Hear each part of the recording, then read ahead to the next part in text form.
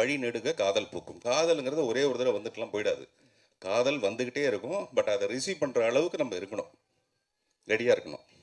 உண்மையிலே உங்களுக்கு எத்தனை காதல் தான் சார் உங்களுக்கு சின்ன வயசுலேருந்து இப்போ வரைக்கும் வச்சுக்கோங்க? அது நான் வந்து என்னுடைய என் நினைவு தவறும் வரை உன் நினைவும் தவறாதுன்னு நான் ஒரு கவிதை எழுதியிருப்பேன். என் நினைவு தவறும் வரை உன் நினைவும் தவறாது. அப்படி எனக்கு ஒரு நினைவு தவறுற ஒரு நேரம் வரும்போது மொத்தமாக கூட்டி பார்த்து நான் சொல்கிறேன் எத்தனை காதல்ன்ட்டு.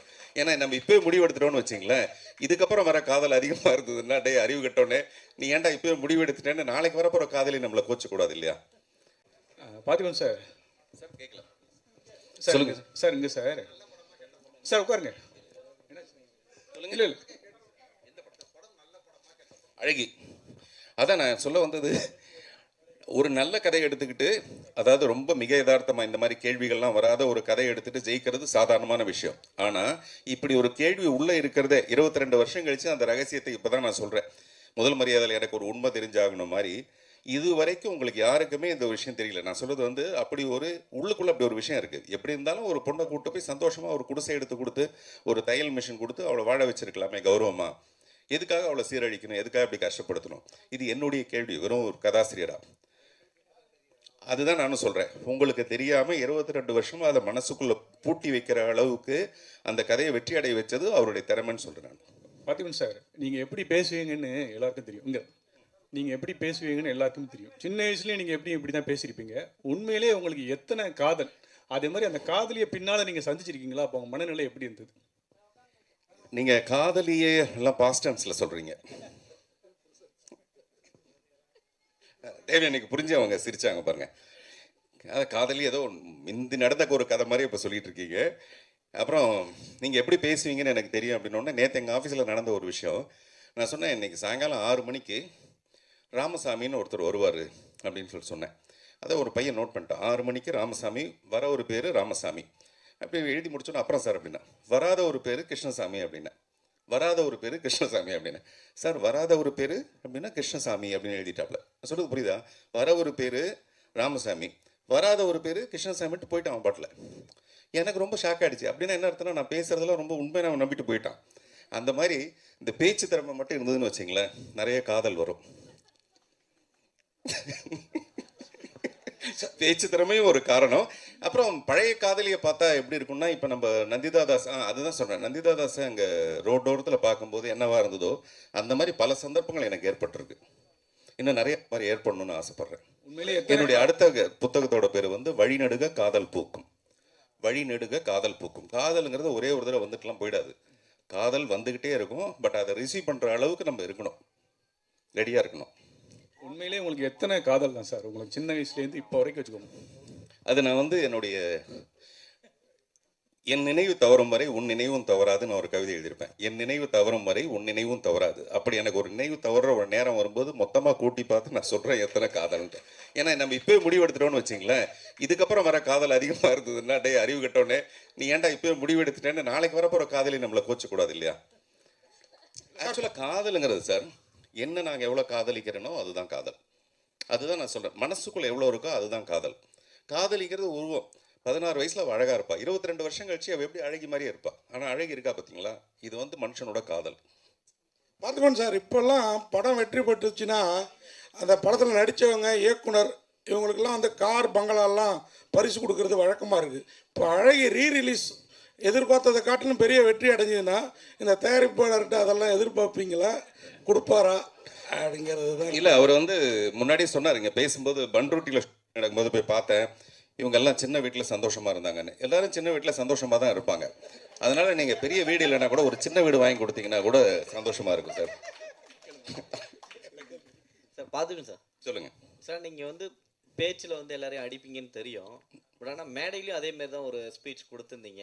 ஒரே மேடையில் இப்போ இருக்க சுச்சுவேஷனுக்கு கருணாநிதியும் தளபதியும் சேர்த்து வச்சு சொல்லியிருக்கீங்க. ஸோ இது இந்த மேடையில் அவர் தங்கர் பச்சன் ஆப்போசிட்டாக நிற்கிறாரு. இப்போ இதை சொல்லியிருக்கிறீங்க, இது அவருக்கு போயிருக்கோம்ல? இல்லை, அதில் உதயநிதியும் பாதி கூட சொல்லியிருக்கேன் பார்த்தீங்களா? உதயகுமார்னு உதயநிதியோட பாதியும் சொல்லியிருக்கேன். அதனால் கருணாநிதி, தளபதி, உதயநிதியில் பாதியும் சொல்லியிருக்கேன் நான். அப்படி பேசுனது எனக்கு ரொம்ப இன்ப நிதியா இருந்தது. சார் ஓப்பனிங்கே நீங்கள் தங்கர் பச்சானுக்கு வெற்றிக்கு வாழ்த்துக்களும் சொல்லிட்டீங்க, அவர் தான் எம்பின்னு சொல்லியிருக்கீங்க. ஆமா. இங்கேயே பிரச்சாரத்தை ஆரம்பிச்சிட்டீங்க. உங்களை மாதிரி தேவயானி மேடம் அவருக்காக பிரச்சாரத்துக்கு, ஏன்னா இவ்வளோ பெரிய வெற்றி இன்னைக்கும் மனசில் நிற்கிது, நீங்கள் போவீங்களா பிரச்சாரத்துக்கு? நல்லா கேட்டீங்க சார். நன்றி இருக்கணும் சார், ஒருத்தருக்கு நன்றி இருக்கணும். நமக்கு இந்த மாதிரி ஒரு நல்ல நல்ல படங்கள், மறுமலர்ச்சி, காதல் கோட்டை, இதெல்லாம் நம்ம கொடுத்தவங்களுக்கு நம்ம பிரச்சாரம் போகணுமேங்கிற ஒரு நன்றி இருக்கணும். சொல்லுங்க பார்க்கலாம். பதில் சொல்லுங்க மேடம். சார் அது மாதிரி தயாரிப்பாளர் வந்து நந்திதா கையில தாமரை வச்சிருக்காரு. அவர் வெற்றி பட்டா நல்லா இருக்கும். அவர் வெற்றி அடையணும் இல்லையா? அவர் ஒரு புது ஜர்னில ஆரம்பிக்கிறாரு. அந்த ஜர்னி அவருக்கு சிறப்பா வரட்டும்னு நான் வேண்டிக்கிறேன், வாழ்த்துறேன். பாத்தீங்க சார், தயாரிப்பாளர் ஏதோ நினைச்சு கையில வந்து தாமரை பூ வச்சிருக்காரு. அது வந்து என்ன நினைக்கிறீங்க? அது ஏன்னா தங்கர் பச்சான்னா அவருக்கு நண்பர், அவரும் இப்போ அந்த கூட்டணியில தான் இருக்கிறாரு. அதனால தான் இந்த ரீரிலீஸோவா எங்களுக்கு அந்த சந்தேகம். அது தெரியல. தயாரிப்பாளர் வந்து தாமரை பூ வச்சிருந்தா தப்பு இல்லைங்க, தாமரைன்னு ஒரு பெண்ணை வச்சிருந்தா தான் தப்பு. அவர் தான் தேவயானி மேடத்தே சகோதரின்ட்டாரு. தேவயானி கிட்ட வந்து எல்லாருக்குமே அந்த மாதிரியான ஒரு விஷயம் உண்டுங்க. அது ரொம்ப ரொம்ப முக்கியமான விஷயம். அந்த குடும்ப பாங்கான ஒரு விஷயம் வந்து நடிப்பில் மட்டுமே கிடையாது. நான் அவங்கள இப்போ நாங்கள் ஒரு 3 படம் நடிச்சிருக்கோம். மூணு படம் தான் நடிச்சிருக்கோம். நான் கொஞ்சம் பொய் சொல்லுவேன், அதனால மிஸ் ஆகிருக்கும்னு நினைக்கிறேன் நான். ஸோ அவங்கக்கிட்ட வந்து அந்த மாதிரியான ஒரு பண்பு இருக்குது. நம்ம பார்த்தா நான் அழகாக நான் வழக்கமாக சொல்லுவேன், எந்த பொண்ணை பார்த்தா நமக்கு முதல்ல மரியாதை வரணும், அப்புறம் தான் மீதி எல்லாம் வரணும். அந்த மரியாதை வந்து தேவயானிகிட்ட எப்போவுமே வரும். வாழ்த்துக்கள். பார்த்திபன் சார், இங்கேங்க ஆக்சுவலாக இப்போ வர படங்களுக்கு பெரிய படங்களாக இருக்கட்டும், சிறிய படங்களாக இருக்கட்டும், ஆனால் தேட்டர்கள் வந்து கிடைக்கிறதே இல்லை. ரீரிலீஸ் வந்து வருது, சில பேர் வந்து தகவல் ஏன் ரீரிலீஸ் பண்ணோம், எல்லாம் டிவியில் எல்லாத்துலேயுமே போட்டாங்களே எதுக்காக அப்படின்ற ஒரு கேள்வி இருக்குது. ஸோ இதை பற்றி என்ன நினைக்கிறீங்க? ஏன்னா நீங்களும் படம் எடுத்துகிட்டு இருக்கீங்க இப்போ இன்ன வரையும். ஸோ தேட்டர்கள் கிடைக்காம நிறைய முறை நீங்களும் சொல்லியிருப்பீங்க. இதை பற்றி என்ன நினைக்கிறீங்க? இல்லை, நான் வந்து இந்த ரீரிலீஸ் ஆகிற படங்களை பற்றி எப்போவுமே சொன்னது கிடையாது. நல்ல விஷயங்கள் வந்து மறுபடியும் நமக்கு வந்துக்கிட்டே தீரும். அலைகள் மாதிரி மறுபடியும் வந்து அது காலம் நம்ம தொட்டுக்கிட்டே இருக்க மாதிரி நல்ல படங்கள் திரும்பியும் வரும். அந்த மாதிரி தான் இந்த படம். அது வேட்டையாட விளையாட இருந்தாலும் சரி, 96 இருந்தாலும் சரி. இன்னும் சொல்லப்போனால் இந்த அழகிய ஒரு வகையான தேவதாஸ் தான். தேவதாஸ்னு நாகேஸ்வரன் சாவித்திரி நடித்த படம் பார்த்தீங்கன்னா அந்த கதையோட ஒரு மைய கருத்து இந்த படத்துலையும் இருக்கும். இப்போ நான் சொல்கிறது 2வது அதிர்ச்சி தகவல் சொல்கிறேன். இதெல்லாம் நான் ஏன் சொல்கிறேன்னா, நாளைக்கு படம் பார்க்கும்போது இல்லை, ஏதோ ஒரு வகையில் பழைய அழகி தானே அப்படின்னு இல்லாமல் இந்த அழகில் இன்னும் நிறைய விஷயம் இருக்குதுன்னு சொல்கிறதுக்காக நான் இந்த விஷயத்த சொல்கிறேன். அதனால் இது ஒரு ஓப்பன் கிரவுண்ட், யார் வேணாலும் விளையாடலாம். ஆனால் பெரிய படங்கள் வரும்போது மட்டும்தான் என்னுடைய அப்ஜெக்ஷன் என்ன இருக்குன்னா, பொங்கல் தீபாவளி மாதிரி படங்கள் டைமில் ஏன் நீங்கள் பெரிய படங்களை ரிலீஸ் பண்ணுறீங்க? அந்த நேரத்தில் நீங்கள் சின்ன படங்களை ரிலீஸ் பண்ணுங்கள். ஏன்னா பெரிய நடிகர்களோட படம் ரிலீஸ் ஆகிறதே ஒரு பொங்கல் மாதிரி பண்டிகை தானேன்னு அடிக்கடி நான் சொல்லிட்டு இருக்கேன். அதனால் என்னுடைய பிரச்சனை வந்து பெரிய படங்கள் கிடைக்கும்போது சின்ன படங்களுக்கு இடம் கிடைக்க மாட்டேங்குது அப்படிங்கிறது தான் என்னுடைய விஷயம். ஆனால் அழகி மாதிரி இந்த படங்களுக்கு கிடையாது. தேவயானி மேடம், லாஸ்ட்டாக ஒரு கொஸ்டின் மேடம். நீங்கள் வந்து இப்போ கேட்டீங்க, நீங்களே முடிவு பண்ணிட்டீங்க. இல்லை அதை முடிக்கட்டும், இல்லை மற்றவங்களை கேட்கட்டும். மேடம், இந்த படம் வந்து அழகி இப்போ வந்து ரீரிலீஸ் பண்ணியிருக்காங்க. ஒருவேளை ரீமேக் இல்லை பார்த்திபன் சார் எல்லாரும் சொல்கிற மாதிரி பார்ட் 2 எடுத்தால் நீங்கள் அதில் அந்த வளர்மதி கேரக்டர் பண்ணுவீங்களா இல்லை தனம் கேரக்டர்? ஏன்னா பார்த்திபன் சார் இவ்வளோ விளக்கம் கொடுத்துட்டாரு, காதலியோட மனைவி தான் புரிஞ்சுக்கிட்டவங்க அப்படின்லாம் சொல்லி. நீங்கள் இப்போ விரும்புகிறது நந்திதா கேரக்டர் விரும்புவீங்களா திருப்பி இப்போ பண்ணுறப்ப, இல்லை உங்கள் கேரக்டரை திருப்பி பண்ணணும்னு நினைப்பீங்க? முதல்ல சார் சொல்லட்டும், அவர் பண்ணுறாருன்னா இல்லையா? அவர் முதல்ல ரெடி பண்ணணும் இல்லையா? கதை ரெடி ஆகணும். கதை ரெடியாக இருக்குதா, டைரக்டர் வரட்டும் சொல்லட்டும். முதல்ல சார் தயாரிக்கணுமே. அவர் தயாரிச்சா அதுக்கப்புறம் நான் கதை கேட்பேன், என்ன சொல்கிறாரு பார்க்கலாம், அப்புறம் உங்களுக்கு தகவல் வந்துடும். கரெக்டா? இல்லை, பிரச்சனை வந்து ஒரு தயாரிச்சுட்டுன்னா அவங்க சண்முகமாக கூட நடிப்பாங்க, நான் வளர்மதியாக கூட நடிப்பேன். அதனால பிரச்சனை வந்து அவர் தயாரிக்கணும், அவ்வளோதான். இப்போ நாங்கள் பாருங்க 2 பக்கம் ப்ரெஷர் கொடுத்து அவங்க வீட்டில் மறுபடியும் சொல்லி எப்படியாவது அழகிட்டு ஆரம்பிச்சிருங்க அப்படின்னு சொல்கிறோம். சொல்லுங்க. புதிய பாதை வந்து அது ரீரிலீஸாக இல்லாமல் அகெயின் மறுபடியும் அதே படத்தை நான் பண்ண போகிறேன். மறுபடியும் ஒரு பெரிய உலக அதிசயம் ரீமேக்னா மறுபடியும் 33 வருஷம் கழிச்சு நானே ஹீரோவாக நடித்து அந்த படத்தை பண்ண போகிறேன். அந்த படத்தோட பேர் டார்க் வெப்னு பேர்.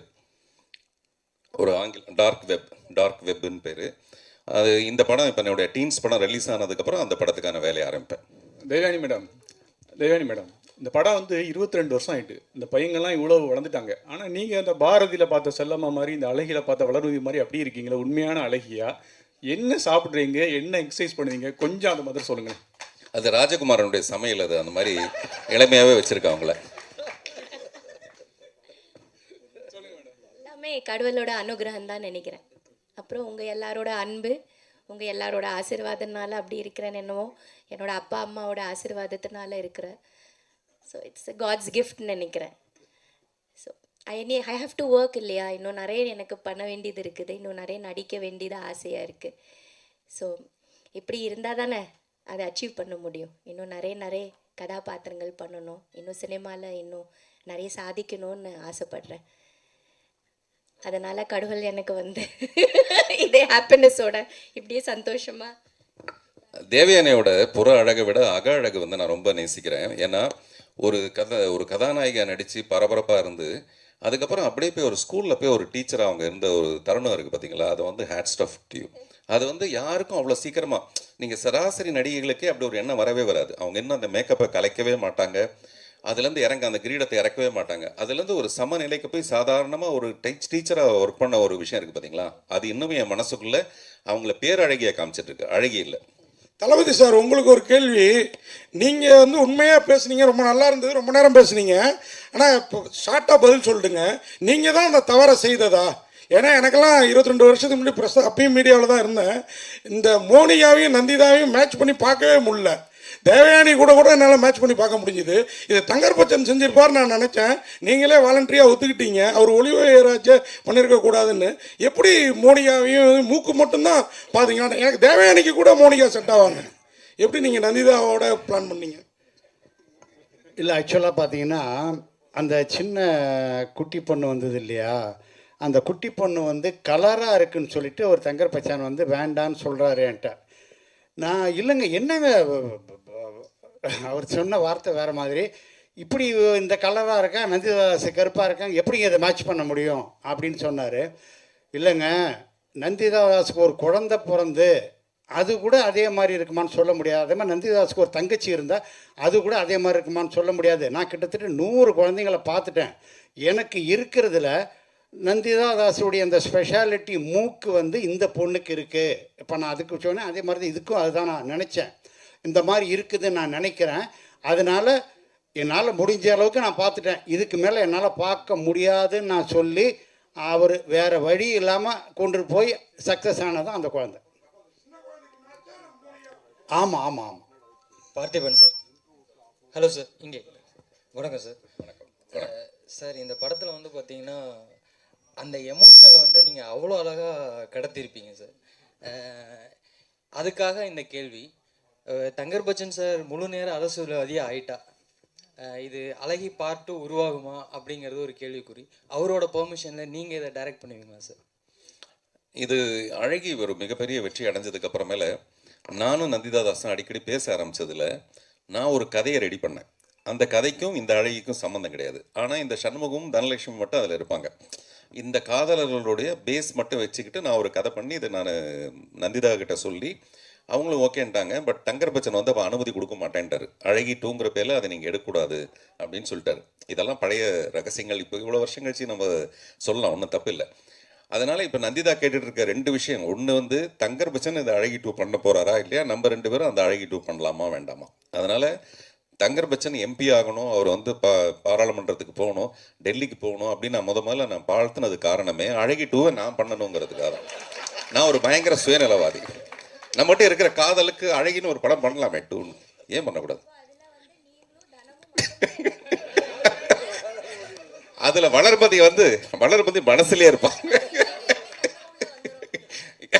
இல்ல, நான்